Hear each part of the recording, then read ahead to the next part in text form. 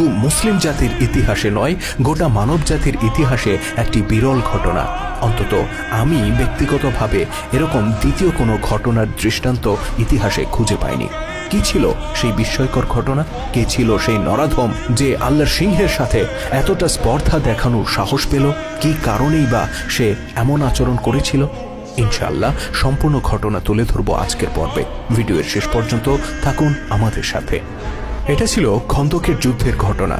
কুরাইশ নেতা আবু সুফিয়ানের নেতৃত্বে 10,000 সৈন্যের সম্মিলিত কাফের বাহিনী মদিনাকে ধ্বংস করতে ছুটে আসে। কিন্তু শহরে প্রবেশ করার আগেই তারা দেখতে পায় মদিনার চারপাশে পরীক্ষা খনন করে বিপরীত প্রান্তে দাঁড়িয়ে আছেন মুসলিম যোদ্ধারা। মুসলিমদের প্রতিরোধ এড়িয়ে এই খন্দক পার হওয়া অসম্ভব ছিল, কিন্তু এই অসম্ভবের মধ্যেই খানিকটা সম্ভাবনার আশা জাগায় পরীক্ষার একটি অংশ। ওই অংশে পরীক্ষাটি ছিল খানিকটা সরু।